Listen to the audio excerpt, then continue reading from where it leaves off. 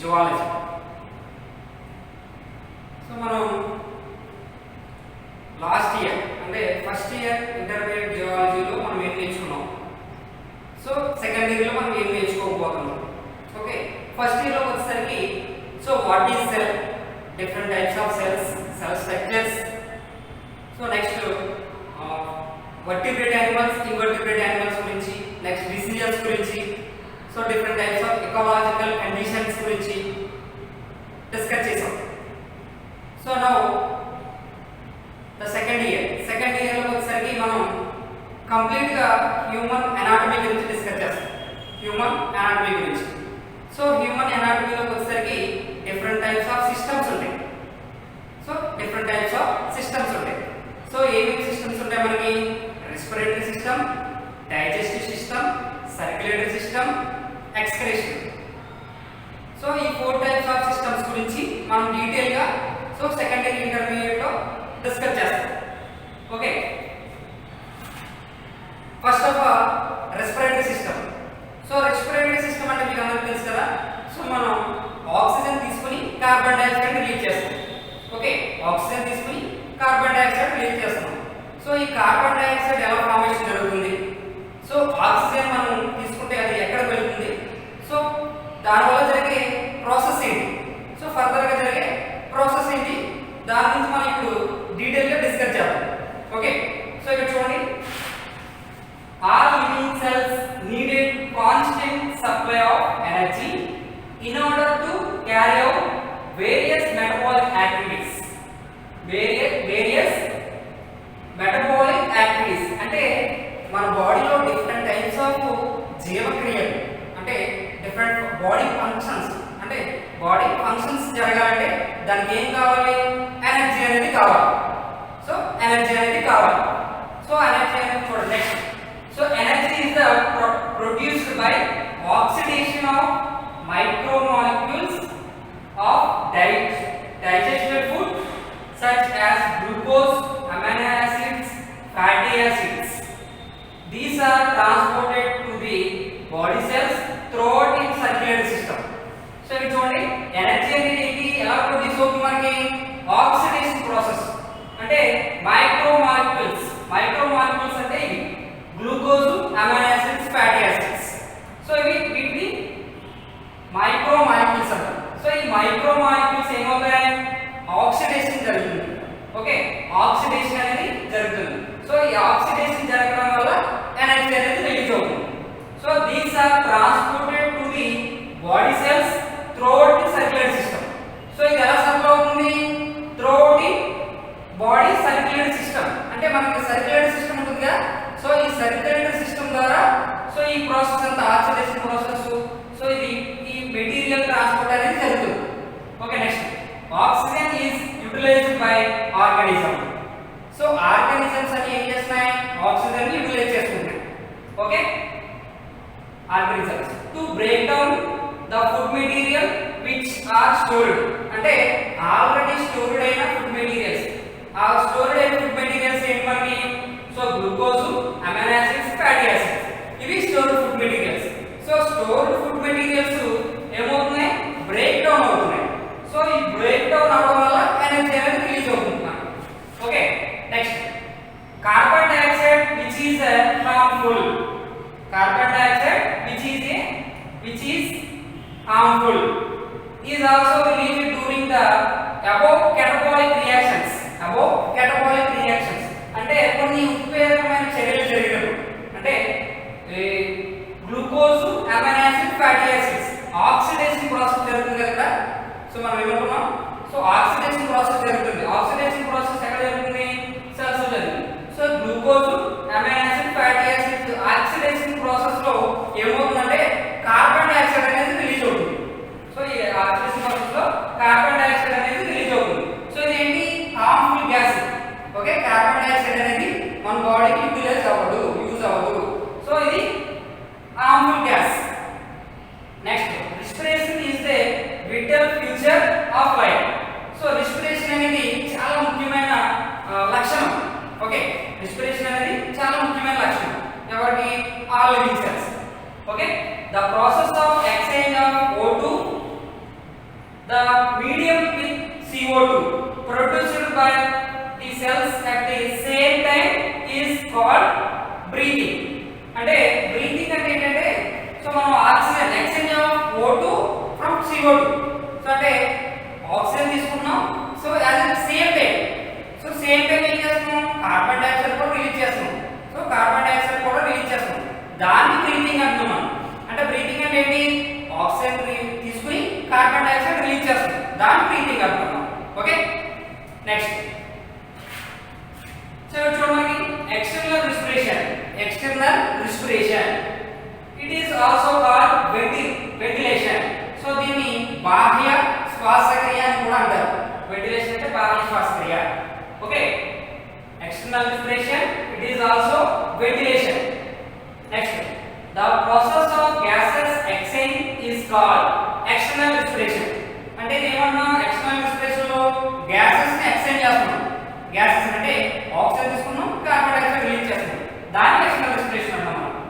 Okay because it is emphasize that the entry of oxygen and exit of carbon dioxide happens at the place other than the energy releasing sites. అంటే oxygen తీసుకున్నాం carbon dioxide release చేస్తున్నాం, so ఇదంతా ఎక్కడ జరుగుతుంది energy releasing sites. అంటే energy ఎక్కడ release అవుతుంది cells లో మాత్రమే ఇదంతా జరుగుతుంది అన్నమాట. ఓకే నెక్స్ట్ ఇంటర్నల్ రెస్పిరేషన్ వచ్చి it is also called cellular respiration. So ఇది ఇంటర్నల్ రెస్పిరేషన్ ఏమంటారంటే సెల్యులర్ రెస్పిరేషన్ అంటారు. ఓకే అంటే ఇది సెల్యులర్ లెవెల్లో జరుగుతుంది అన్నమాట. అంటే ఎవ్రీ సెల్స్ లో కూడా రెస్పిరేషన్ అనేది జరుగుతుంది, సో దాన్ని మనం సెల్యులర్ రెస్పిరేషన్ అంటాం. Okay the chemicals break down of the nutrients. So nutrients అంటే మనం ఆల్రెడీ డిస్కస్ చేసాం కదా, glucose amino acid fatty acids. So వాటిని న్యూట్రియంట్స్ అంటున్నాం. అక్కడ inside the living cells of the organism. So లోపల ఉన్న న్యూట్రియంట్స్ ఏదైనా వాటిని బ్రేక్ డౌన్ చేస్తాం. సో వాటిని బ్రేక్ డౌన్ చేస్తాం, ఎనర్జీ అనేది రిలీజ్ అవుతుంది.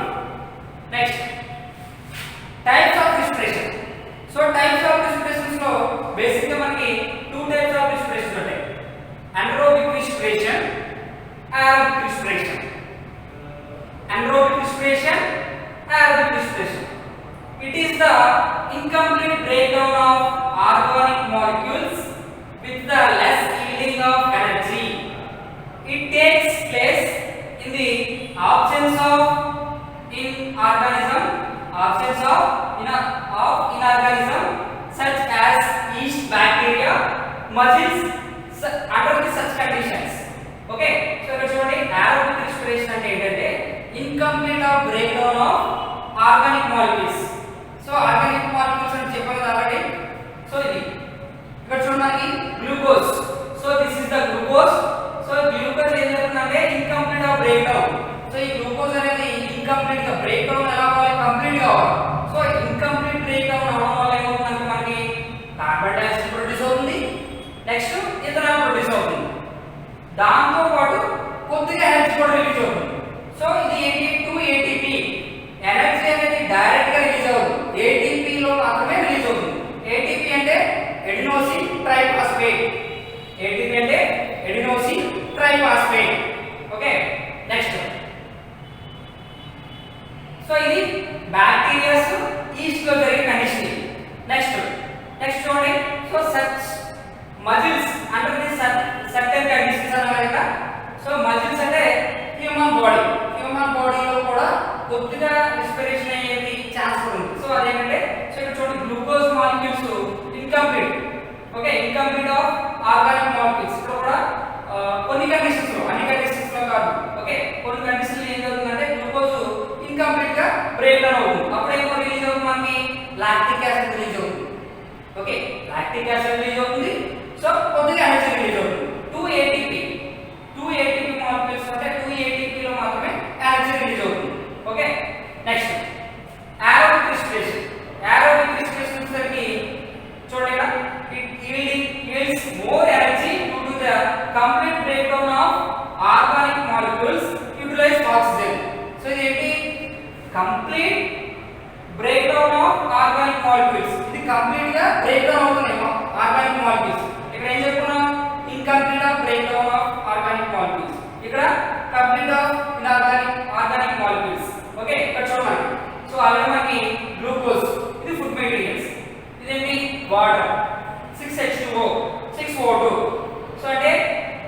Glucose, water, oxygen. సో ఈ త్రీ ఆర్గానిక్ మాలిక్యూల్స్ మన బాడీలో తీసుకున్నాం. సో ఇవి కంప్లీట్ గా బ్రేక్ డౌన్ అవుతున్నాయి. సో ఈ కంప్లీట్ గా బ్రేక్ డౌన్ అయ్యి ఏమవుతుంది మనకి? So 6CO2 plus 12H2O plus 36 ATP. Okay, 36 ATP molecules release అవుతుంది. అంటే ఇక్కడ మనకి కార్బన్ డయాక్సైడ్ అంటే మనకి ఈ కంప్లీట్ ఈ గ్లూకోజ్, వాటర్, ఆక్సిజన్ కంప్లీట్ గా break down of food materials micro organic molecules ఏదైనా అది కంప్లీట్ బ్రేక్ డౌన్ అవడం వల్ల మనకి ఏం రిలీజ్ అవుతుంది? కార్బన్ డయాక్సైడ్, వాటర్, 36 ATP అంటే 36 ATP molecules of energy release అవుతుంది అన్నమాట. ఓకే, నెక్స్ట్ రెస్పిరేషన్ ఆర్గాన్స్ అంటే different types of living organisms ఉన్నాయి. Different types of living organisms. So different types of living organisms లో డిఫరెంట్ టైప్స్ ఆఫ్ రెస్పిరేషన్ జరుగుతుంది. So దాంట్లో మనం నేర్చుకోవడం ఏంటంటే సో రెస్పిరేషన్ ఆర్గాన్స్ అంటే different types of respiration organs గురించి డిస్కస్ చేస్తాం. సో ఇక్కడ చూడండి, mechanism of breathing very among different groups of animals depending mainly on their habitats and level of organisations. అంటే వాటికి ఉండే హ్యాబిటేట్, వాటికి ఉండే ఆవాసాలను బట్టి నెక్స్ట్ డిఫరెంట్ హ్యాబిటేట్స్ అంటే వాటికి ఉండే ఆవాసాలను బట్టి next different levels of organisations అంటే వాటికి ఉండే ఆర్గాన్ లెవెల్ బట్టి అంటే ఆర్గాన్ లెవెల్ బట్టి కూడా సో ఈ రెస్పిరేషన్ అనేది డిఫరెంట్ గా జరుగుతుంది. సో ఫస్ట్ దాంట్లో చూడండి, ఇక్కడ ఎగ్జాంపుల్ ప్రోటోజోవన్స్. ప్రోటోజోవన్స్ అంటే ప్రోటోజోవన్స్ అంటే ఎవరు? లోవర్ ఇన్వర్టిబ్రేట్స్ అంటే lower invertebrates such as sponges, cnidaria, flatworms excel with simple diffusion over their entire body surface. ఇక్కడ చూడండి స్పాంజెస్ ఇవి.